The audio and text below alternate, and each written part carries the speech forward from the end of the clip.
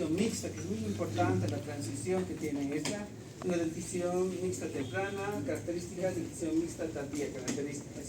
Hemos hablado de una vez más del espacio de Baume, hemos hablado también del espacio libre de Ligüey, donde comprende cuánto se puede ganar, cuánto se puede perder de esta cantidad.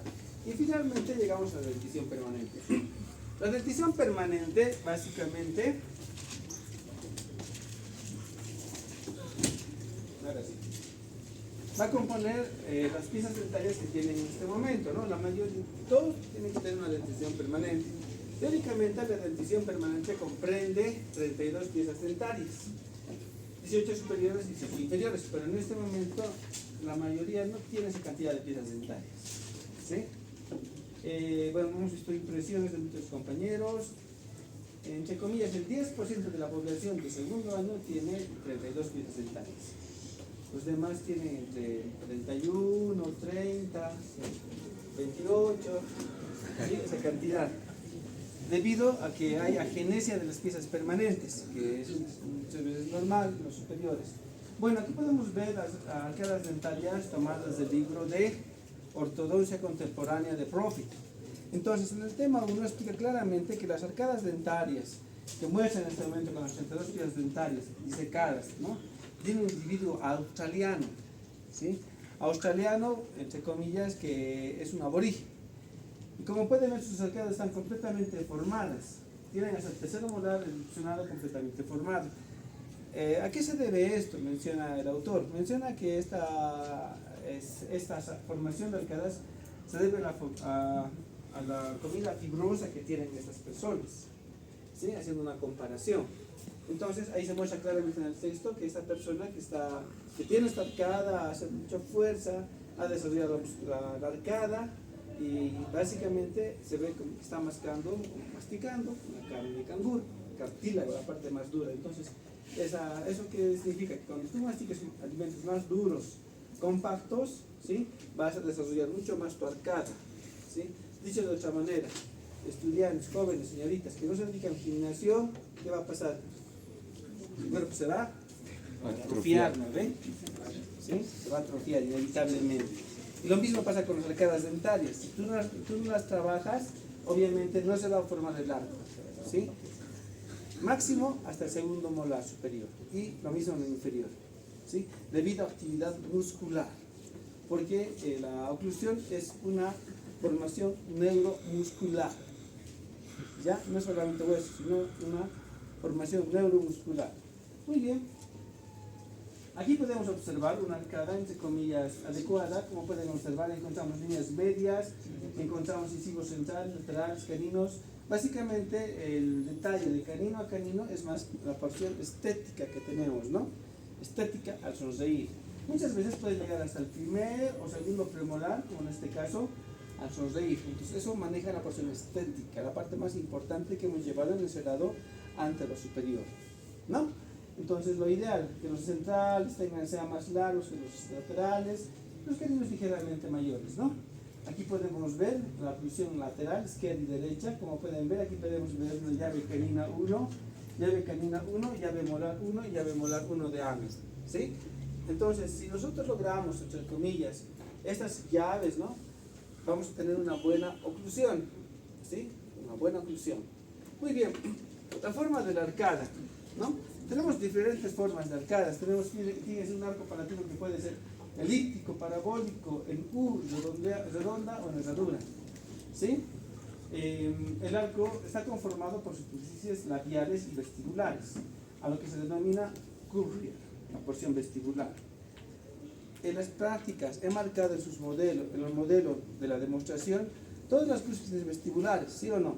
Los que ya han pasado hasta el día de hoy en la mañana, para marcar el encerrado diagnóstico posterior superior. Entonces he marcado básicamente las líneas vestibulares, currier, y las líneas linguales también, que tiene cada cúspide, ¿no? Vestibular, lingual, los premolares y molares. Entonces eso va a determinar una consecución de una arcada adecuada. Hemos observado también que no todos tenemos una arcada completamente adecuada por muchos factores, ¿no? Podemos encontrar maloclusiones por falta de espacio o piezas dentarias demasiado grandes, ¿sí? Entonces ya sabían que responde mucho de eso. Luego, vamos a tener también en cuenta los mecanismos de adaptación que son importantes para el desarrollador cruzado. ¿Qué son los mecanismos de adaptación? Los mecanismos de adaptación son basados básicamente en el tipo de alimentación que tú tienes. ¿Sí? Comes comida fibrosa, tus arcos van a estar estables, toda tu va a estar estable. Comes comida suave, entre comillas, mucha galleta, ¿sí? Dulces, muchos helados, inevitablemente tus arcadas no van a ser estables, aparte de tener mucha susceptibilidad a la caries. Entonces, el arco más estable es el parabólico. ¿Sí? Muy bien. Características de los arcos dentarios. Cuando hablamos de las características de los arcos dentarios, ¿qué debería tener cada arco dentario, ya sea superior o inferior? Tiene que tener una altura equivalente. ¿Qué es una altura equivalente? Una altura equivalente significa que la altura cérvico-incisal de premolares y molares tiene que tener una altura similar. ¿Sí? No podemos encontrar piezas extruidas o intruidas. ¿Sí? Entonces, el primer parámetro. Segundo parámetro, nivel homogéneo. ¿Sí? Entonces, todas las cúspides vestibulares al mismo nivel, las linguales al mismo nivel. ¿Sí? Obviamente, estos guiados por la famosa curva de SPIE. ¿Sí? SPEE, curva de SPIE, que es una curva antero-posterior. Sí, ya vamos a hablar un poquito más adelante, pero tengan esa idea. Y finalmente tengan continuidad en el arco. Significa que las piezas dentarias no tienen que tener ausencias de premolares o molares. Entonces, eso significa una continuidad en el arco que tienen que tener las piezas dentarias. ¿Sí? Y como cuando marco en los encerados, tienen que marcarse claramente como una fila. ¿Sí? A nivel vestibular, a nivel lingual, al lado arcada superior y arcada inferior. Entonces, yo tengo, ¿no? Aquí tengo la arcada superior y la arcada inferior. Esta imagen está tomada también del texto de Profit, ¿sí? Ortodoxia contemporánea de la quinta edición. Entonces, acá claramente demuestra, indica, ¿no? Esa curva catenaria, así lo llama, esa curva catenaria que ven en color verde, ¿sí? Esa curva catenaria tiene que ser constante, tiene que ser homogénea, ¿sí? Y tiene que continuar, como pueden observar. Si tenemos una pieza que está más vestibularizada o lingualizada, ya rompe este esquema normal, ¿sí? Rompe, al romper el esquema causa una maloclusión y muchas veces problemas a nivel de la articulación. ¿Sí? Muy bien, entonces esa es esa curva vestibular que marcamos. Ahora, fíjense por dentro, una línea roja, ¿sí? Esa línea roja básicamente tiene que atravesar los surcos de desarrollo centrales de todas las piezas posteriores. El surco de desarrollo central, o también llamado por Tinina, el surco de desarrollo mesio-distal, ¿sí? Que tiene que ser exactamente por el mismo nivel. Para hacer el encerado nos basamos en eso. Habrán visto, y todos van a analizar sus modelos, generalmente las piezas que están en maloclusión generalmente son los caninos, incisivos, superiores e inferiores. Sin embargo, cuando tú ves los premolares y molares, se ordenan de una manera interesante, ¿no? Todos están en una línea. Todos van a seguir una línea. Entonces, esa línea es esta. ¿Sí? Por lo menos de premolar a molar. Y como pueden ver, no se toman en cuenta los terceros molares durante la oclusión actualmente. Textos atrás del año 80, cuando lleguen a prótesis removible, van a hablar de pelos aizar, que hasta el tercer molar, y todo aquello es cierto, pero es historia. ¿Sí? Historia, es como los celulares analógicos, son historia, ¿no ve? Nadie aquí utiliza un celular analógico o alguien utiliza. Si me traen en este momento, les doy 18 puntos de parcial. Analógico, pero. ¿Sabe qué es analógico? ¿No ve? Con teclitas, dígale. Con botoncitos, para marcar. Que tenga simplemente la pantalla, un display de 2 colores, simplemente tiene el juego de la figurita. Ahí está. ¿Alguien tiene? Sí. Le doy 18 puntos, en serio. A la una, a las dos, nadie tiene. Nadie tiene actualmente. Entonces, como pueden ver, eso es historia. Tal vez sus papás tienen, guardados, sus abuelitos deben tener, ¿no ves? Altavoz, hola. ¿Sí o no? Historia. Entonces, las 32 piezas en este momento ya están pasando a ser historia y van a pasar a ser leyenda y finalmente un mito. Porque van a decir, ay, papá, vos tenías 32 dientes, así, ¿no? De verdad. Y actualmente la mayoría se cuenta sus dientes, los que están dentro de la oclusión. En el modelo incluyen de segundo molar a segundo molar, ¿no ve? Algunos incluyen tercer molar, muy pocos que he visto, muy pocos. Y eso, una cierta cúspide. Pero en general van a incluir de segundo molar a segundo molar. ¿Ya? Entonces, una línea, la línea mesotista de color rojo, sí que va interesantemente a pasar por los surcos de desarrollo centrales. Y a nivel anterior, fíjense, va a pasar justamente en la parte lingual de los bordes incisales, de los bordes vertientes especial y distal de los caninos. No se olviden eso, es una figura muy importante. ¿Sí? En la arcadia inferior, aquí podemos ver, claramente dice mandibular. ¿Sí? Podemos ver esa línea que yo pinto, una línea que pinta en la arcadia inferior, ¿no ven? Las cúspides vestibulares. ¿Sí?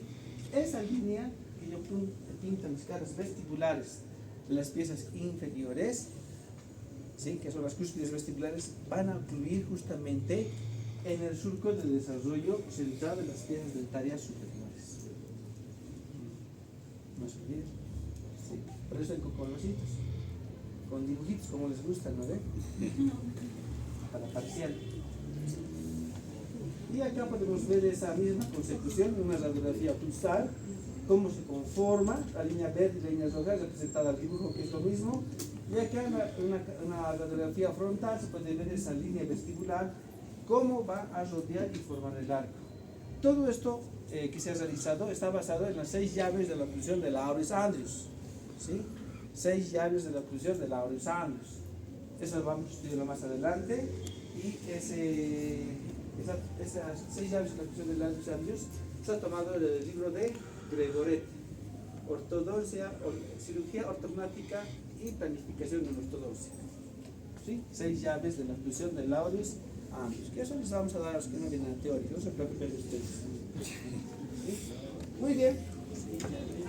Entonces, aquí yo puedo observar y puedo mostrarles básicamente una arcada ideal, entre comillas. Como pueden observar, se puede ver de molar a molar. Esta paciente que pueden ver en este momento no ha tenido un tratamiento de ortodoncia, ¿sí? Porque muchos ven y dicen, doctor, dan por ortodoncia y todo aquello, ¿no?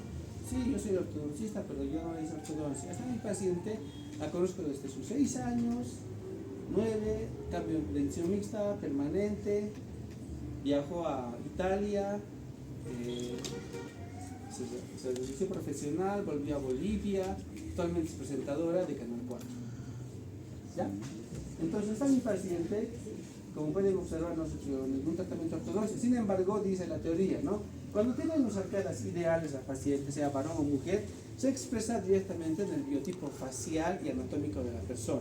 Significa lo ideal. Si tienes una arcada dentaria ideal, tus proporciones faciales y corporales son ideales. Si les digo que las que es modelo actualmente, es porque eso es cierto. ¿Ya? Muy bien. Entonces aquí yo, obviamente, cuando inicié mi tratamiento, cuando comencé a hacer odontología, comencé a hacer lo que son amalgamas. ¿Sí? Actualmente casi, y es más, no se hacen ya amalgamas, ¿no? Todo es resinas. Pero yo comencé mis primeras amalgamas porque la facultad nos obligaba, entre comillas, a hacer amalgamas en ese momento, en ese tiempo. No hay lo que hay actualmente. ¿Sí? Una vez más, ya no hay teléfono analógico, son teléfonos digitales inteligentes, ¿no? Smartphones. Pronto van a ser ahí. ¿Qué son eso? Con inteligencia artificial, no sé qué harán, lo que haremos. ¿Sí?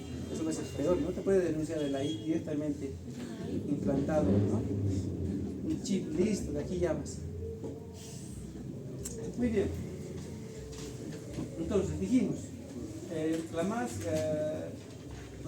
tenemos la parabólica, que es la que es mejor, se adapta a la oclusión, y fíjense, también se da más en el maxilar inferior. No puedo yo decir claramente, todos deberíamos, o todos tienen un arco dental parabólico, todo lo que quisiéramos, ¿no? O tal vez ovoidal, sería lo ideal, entre comillas. ¿Por qué? Porque todos van a tener un diferente biotipo. ¿Qué es biotipo? Ya vamos a acabar la clase, no se preocupen, 6 minutitos más.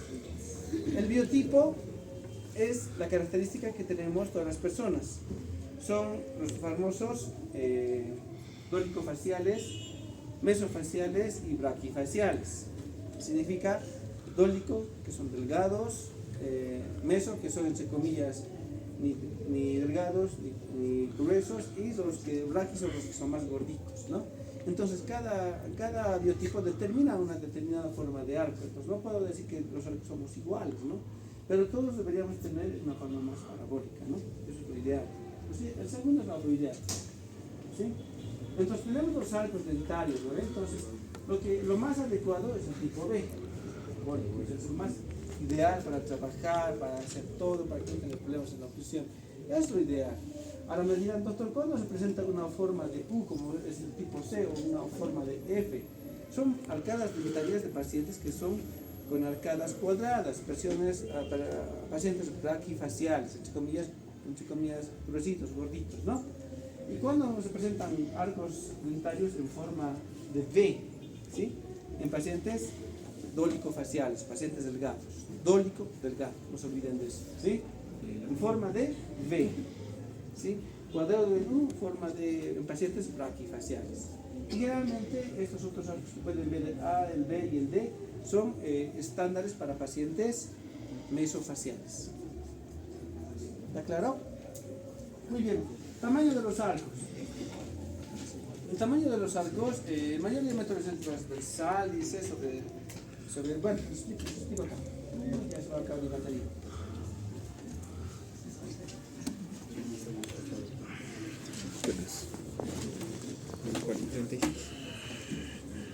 Tienes algo ahí. Esto me graba. No, mañana tengo presentación. Bailo en ballet, pues. ¿Qué? Bailo en un ballet. Ajá. Chacarera tengo que bailar derecho. Aquí básicamente los arcos. Si nosotros analizamos el arco superior y el arco inferior, el arco superior es más grande, ¿sí? Y prominente que el arco inferior, ¿sí? ¿Qué significa eso? Que las piezas dentarias superiores se desplazan vestibularmente en relación a las piezas dentarias inferiores en condiciones normales, ¿sí? Entonces el arco superior es más prominente antero-posteriormente y transversalmente que la arcada inferior, ¿sí? En condiciones normales, ¿sí? Vamos a ver eso. Y otro detalle importante, y aquí comienza lo complicado, ¿no? Lo difícil, entre comillas. Que dicen, doctor, no me gusta oclusión. ¿Sí? Hablamos de la primera fase, que es el entrecruzamiento de los dientes, a lo cual vamos a ubicar básicamente en la región, ¿sí?, de las piezas interiores. Hablamos de los incisivos superiores e inferiores, donde se muestra claramente que los superiores se desplazan por delante de los inferiores en condiciones normales. A eso se denomina el famoso overjet, ¿sí? Ese entrecruzamiento vertical, pero que es medido horizontalmente, una vez más. Ese entrecruzamiento vertical, ¿sí?, pero que es medido horizontalmente, porque vas a medir de esta manera, horizontalmente. A eso se denomina overjet. Y tiene que ser 2,5 más o menos 2 milímetros en condiciones normales. ¿Sí? 2,5 más o menos 2 milímetros en condiciones normales. ¿Sí? Y aquí al lado podemos observar el entrecruzamiento horizontal, ¿sí?, conocido como el famoso overbite, ¿sí? Entrecruzamiento horizontal conocido como el overbite. Ojo, entrecruzamiento horizontal, pero que se mide de manera vertical. Dicho de otra manera, ¿sí?, esa profundidad estoy midiendo, ¿sí? Entrecruzamiento horizontal, overbite. Y el otro overjet, entrecruzamiento vertical, ¿sí? De esta manera. Overjet, overbite. ¿Listo? Muy bien, igual ese entrecruzamiento debería ser 2.5 más menos 2.5 milímetros. ¿Sí? Y aquí vamos a llegar un poquito más a lo que son las famosas curvas y planos oclusales. Tenemos, y vamos a iniciar con lo que es la famosa curva de Spee, que se mencionaba, es una curva antero-posterior, y la de Wilson, que es una curva transversal. ¿Sí? Me explico. Esto de esta manera, ¿no? Curva de Spee, antero-posterior. Curva de Wilson, transversal, de izquierda a derecha. ¿Está claro? Spee, Wilson. ¿Ya? Y obviamente vamos a hablar también de lo que es el trabajo de lo que se manejaba antes en la teoría, que es la famosa esfera de Villair. La esfera de Villair decía que todos los bordes inferiores de las piezas dentarias deberían estar sujetos a una conformación esferoidal cuya base se encuentra en la famosa apófisis cristagali del hueso etmoidal. ¿Sí? Y finalmente hablamos de la esfera tridimensional de Monson, que es una réplica de la esfera de Villair, que habla que el diámetro de esa esfera es de 20,32 centímetros de diámetro. ¿Sí? Entonces, aquí podemos ver la esfera de Villair. La esfera de Villair, una vez más, es una esfera cuyo centro de la esfera se encuentra en la apófisis cristagali del hueso etmoidal. También menciona otro autor que ese centro de la esfera de Villair puede estar relacionada con el punto Nacium. El punto Nacium, Nacium, es un punto de unión entre los huesos propios de la nariz y lo que es el hueso frontal. ¿Sí? Y como pueden ver, esto va a estar relacionado directamente con todas las piezas dentarias que deberían estar, entre comillas, guiadas, ¿sí? Básicamente a esa dirección. Actualmente eso no es así. Esa teoría se ha descartado por completo. ¿Sí? Actualmente la teoría que manejamos, y con esta imagen terminamos, es la siguiente. Esta teoría actual, sí, que está en el texto también del libro de Nelson, van a ver en el capítulo de oclusión, menciona que cada pieza dentaria tiene una inclinación muy diferente. ¿Sí? Como pueden ver, sus ejes no coinciden. ¿Sí? Fíjense, el central, el lateral, como son sus ejes, no son iguales. ¿Sí? A esta inclinación que estamos viendo anterior mesiodistal, ¿sí? Se denomina tipping. T-I-P-P-I-N-G, tipping. Inclinación mesiodistal de las piezas dentarias. ¿Sí? No son iguales, para todos son diferentes. ¿Sí? Eso incluía a los premolares y molares. Inclinación mesiodistal, también conocido como tipping. T-I-P-P-I-N-G. ¿Listo?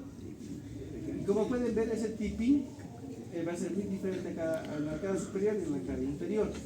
Y fíjense, tenemos otro detalle, otra inclinación. La inclinación vestíbulo-lingual. ¿Sí? Esa inclinación vestíbulo-lingual, Tania, la inclinación vestíbulo-lingual, ¿de dónde a dónde es en un tipping? ¿Cómo es una inclinación mesiodistal? ¿Cómo se denomina? Mesiodistal. Neira, ¿cómo se denomina la inclinación vestíbulo-lingual? Si no están estudiando. Ya. La inclinación mesiodistal. Estoy acá, ¿no ve? Soy el diente. Mi cara vestibular, mi cara lingual y caras proximales, ¿no ve? Miren, si me inclino a este lado, me inclino a esta inclinación, hago esta inclinación. ¿Me están viendo de frente, no ve? Sí. Esta inclinación mesiodistal se denomina tipping. ¿Sí? Ahora, voy a hacer esta inclinación, fíjense. Hacia adelante, hacia atrás. Estoy inclinando vestíbulo lingualmente. Eso se denomina torque. Entonces, como pueden ver, es para cada uno muy diferente. Lo vamos a ver con diferentes autores. Y algo importante, el torque en las piezas posterior inferiores, fíjense acá, es el que va a llevar la mayor inclinación negativa. ¿Sí? Fíjense. premolares y molares. De premolar poco a poco los molares son mucho más afinados, entonces tienen un torque más negativo. ¿Listo? Vamos a quedar ahí, vamos a tomar listas.